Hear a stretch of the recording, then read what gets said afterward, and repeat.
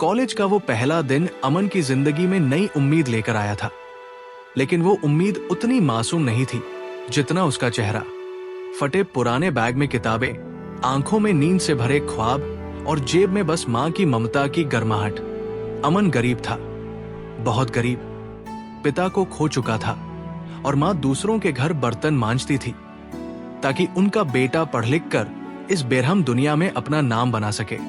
वही उसी क्लासरूम की पहली बेंच पर बैठी थी काव्या, शहर की सबसे बड़ी कंपनी के मालिक की इकलौती बेटी, गोरी चिट्टी, महंगे ब्रांड्स में लिपटी हुई, हर किसी की नजरों का केंद्र, पर अंदर से खाली, बेहद अकेली।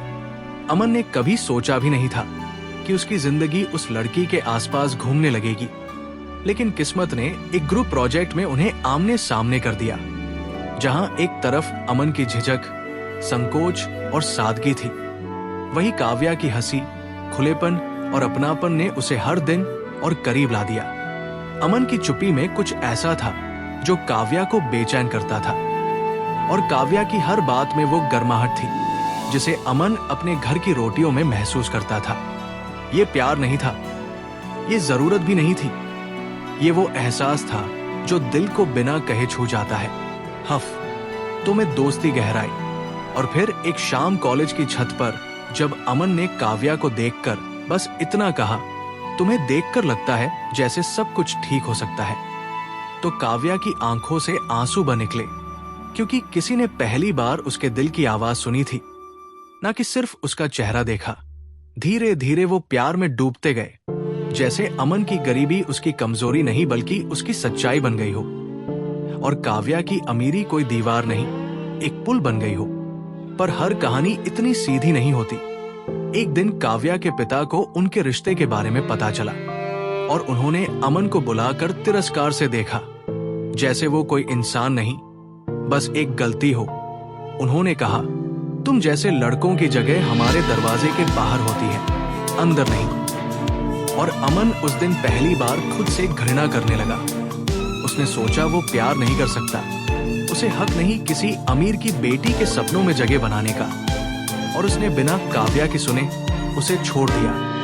एक बार फिर चुपचाप, बिना लड़ाई, बिना आंसुओं के, बस एक संदेश, तुम्हारे लिए नहीं बना हूं मैं। और उस एक पल ने दो जिंदगियों को बिखेर दिया। काव्या टूट गई, अपने कमरे में अकेले चीखती रही, रोती रही, और अमन अपनी मां के इलाज के लिए खून बेचता रहा, कोडिंग सीखता रहा, रातें जगा करता, दिन कमाता। बस एक बात उसके सीने में जलती रही, मैं उसे खोकर भी उसे वापस पाना चाहता हूं। लेकिन खुद को साबित करके 3 साल बीत गए। अमन अब एक बड़ी टेक कंपनी में काम करता था, उसके पास पैसा था, पहचान थी, पर दिल में अब भी एक खाली जगह थी जो सिर्फ काव्या के नाम की थी। वही काव्या भी अब बिजनेस चला रही थी, मुस्कुराती थी, लेकिन उसकी आंखों में जो गहराई थी वो हर किसी की नजरों से छिपी नहीं रहती। और फिर एक दिन उसी शहर के एक कॉन्फ्रेंस में जब वो दो जोड़ी आंखें फिर से मिली तो वक्त थम सा गया। अमन सामने खड़ा था, सूट में, आत्मविश्वास के साथ, लेकिन उसकी आंखें अब भी वही पुरानी थी जिसमें सिर्फ एक नाम लिखा था, काव्या। उन्होंने बिना कहे घंटों बात की, सिर्फ मौन को सुना। और फिर जब अमन ने कांपती आवाज में कहा, मैं चला गया था ताकि तुम्हारी दुनिया आसान हो जाए, पर खुद को खो दिया। क्या अब भी तुम्हारे दिल में थोड़ा सा कोना है मेरे लिए?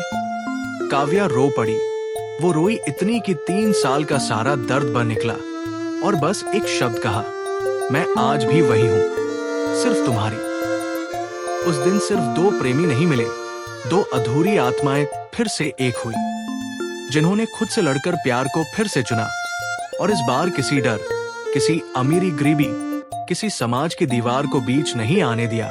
उन्होंने शादी की, सादगी से, लेकिन सच्चाई से, और अपनी कहानी से ये साबित किया कि सच्चा प्यार ना वक्त देखता है, ना हालात, ना हैसियत। वो बस इंतजार करता है एक ऐसे दिन का जब 2 दिल फिर से एक दूसरे की धड़कनों को पहचान ले और फिर कभी न बिछड़े। Ask chat GPT.